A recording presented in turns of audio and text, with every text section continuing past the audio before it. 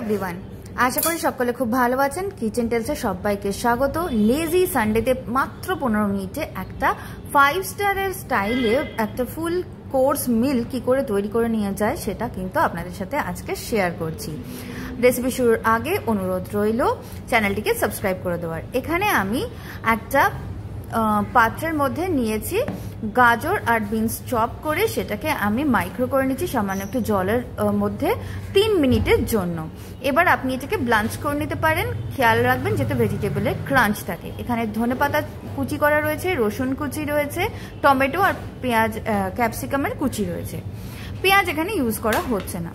আচ্ছা, সবার প্রথম যেটা করছি সেটা হলো এখানে বাসার ফিলে নিয়েছি আমি এরকম ফিঙ্গার কাট করা 4টে, এর সাথে নিচ্ছি 2টো কাশ্মীরি মির্চ আর একটা রসুনের কোয়া, তার সাথে নিলাম একটু সামান্য লবণ, একটু সামান্য সাদা বা সানফ্লাওয়ার অয়েল আর একটু সামান্য জল দিয়ে একটা পেস্ট বানাবো।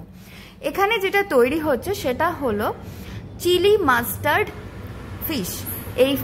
এই ফিশের বদলে আপনারা চিকেন বা পনির সেম ভাবে করতে পারেন। আচ্ছা, কথা বলতে বলতে যেটা করেছিলাম, লেবুর রস আর গোলমরিচের গুঁড়ো আর যে পেস্টটা বানালাম চিলি সেটা দিলাম, আর এবার দিলাম মাস্টার্ড বা কাসুন্দি আমি ইউজ করছি, আপনারা ডিজন মাস্টার্ডও ইউজ করতে পারেন। এবার দিলাম অলিভ অয়েল, এতে মশলাগুলো খুব ভালো করে কোট হয়ে যাবে, আর একটু স্বাদ অনুসারে দিয়ে দিলাম লবণ। তাহলে চিলি মাস্টার্ড ফিশের জন্য ম্যারিনেশন রেডি। এটাকে 15 মিনিটসের জন্য আমি রেখে দিচ্ছি। এইবার তৈরি করে নিচ্ছি বার্নড গার্লিক রাইস। যতক্ষণ মাছ ম্যারিনেট হচ্ছে সেই সময়তে এখানে দিয়ে দিলাম 1 চামচ মতো বাটার আর একটা রসুনের কুচি। এটাকে একটু সতে করে দেখুন রসুনটা ব্রাউন হয়ে যাওয়ার সাথে সাথে দিয়ে দিলাম কুকড রাইস। এখানে আমি বাসমতি ইউজ করছি, আপনারা আপনাদের পছন্দের মতো চাল ইউজ করতে পারেন।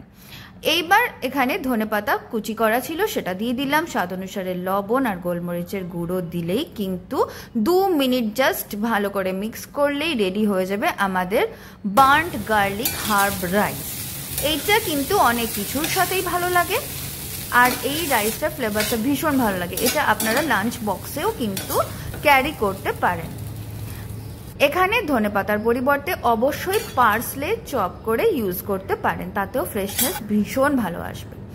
এইবার একটা গ্রেভি তৈরি করছি, মানে একটা সস। হোয়াইট সস ভেজিস তৈরি করার জন্য ভেজিসগুলোকে আমি ব্লাঞ্চ করে নিয়ে চলে এসেছি। এইবার ওই স্টকটাকে আলাদা করে দেবো, আর সামান্য 1 কিউব দিলাম বাটার, আর এখানে দিচ্ছি 1 চামচ ময়দা।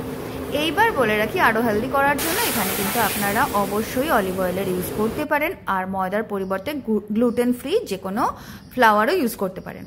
হাফ কাপ দুধ দিয়েছিলাম, তার সাথে দিলাম পেপরিকা পাউডার আর দিলাম একটুখানি সল্ট আর পেপার। এবার ক্যাপসিকাম আর টমেটোর কুচি, পেঁয়াজ পড়ছে না, বারবারই মুখে পেঁয়াজ আসছে, আর সমস্ত ভেজিটেবল, তার মধ্যে ছিল গাজর, বিনস আর সুইট কর্ন, এগুলোকে ব্লাঞ্চ করে এর মধ্যে মিশিয়ে দিলাম। আর ভালো করে কিন্তু মিশিয়ে নিতে হবে যাতে কোনো ময়দার লাম্প না থাকে। একটুখানি ভেজিটেবল স্টক দিয়ে এটাকে ঢেকে ফুটিয়ে নেব। এইবার একটা অপশনাল জিনিস অ্যাড করছি, সেটা হলো 4 চিজ।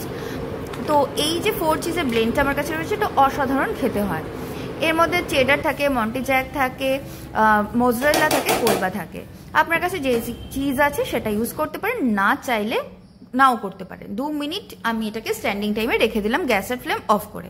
এইবার ননস্টিক একটা প্যানের মধ্যে আমি নিয়ে নিচ্ছি ফিশটা, যে মাছগুলো আমি ম্যারিনেট করে রেখেছিলাম সেটা। মাছের ম্যারিনেশনে অলিভ অয়েল ছিল, তাই আলাদা করে কিন্তু কোনো তেল দিইনি। দেখুন আস্তে আস্তে কাসুন্দি থেকে আর মাছ থেকে তেল কিন্তু ছেড়ে এসছে। উল্টে পাল্টে 3 থেকে 4 মিনিটের জন্য আমি এটাকে রান্না করে নেব। এবার রাইসের ওপরে ওই হোয়াইট সস ভেজিসটা আমি দিয়ে দিলাম। মাছ দেখুন ভালো মতো রান্না হয়ে গেছে। বাসা রান্না করতে খুব কম সময় লাগে, চিকেন করলে আর একটু বেশি সময় লাগবে। চিকেনে বোনলেস ইউজ করবেন, আর পনির করলেও কিন্তু বেশিক্ষণ লাগবে না। তা মাছটাও আমি ওপর থেকে সার্ভ করে দেবো। আশা করি রান্নাটা ভীষণই সহজ লেগেছে, আর আমি খুব সহজেই কিন্তু আপনাদের সাথে শেয়ার করে দিলাম। ডেসক্রাইব যতটা ইজিলি পারলাম ততটাই করলাম। আপনাদের কেমন লাগলো কমেন্ট সেকশনে কিন্তু জানাতে ভুলবেন না। অনেকে ভিডিও দেখেন, লাইক করেন না, ভালো লাগলে অবশ্যই লাইক করবেন। আর এই মশলাটা কিন্তু ভীষণ ভালো হয় খেতে। কম আঁচে রান্না করবেন, না হলে কিন্তু মশলাটা পুড়ে যাবে। ওপর থেকে ওই যে মাছের থেকে যে তেলটা বেরিয়েছিল ওটাও দিয়ে দেবো, এটাতে ভীষণ ভালো ফ্লেভার থাকে। কতটা যে ভালো হয়েছিল আর মাছটা কতটা জুসি ছিল সেটা যতক্ষণ না বানাবেন বুঝতে পারবেন না। ভালো লাগলে অবশ্যই চ্যানেলটিকে কিন্তু সাবস্ক্রাইব করে আমার পাশে থাকবেন।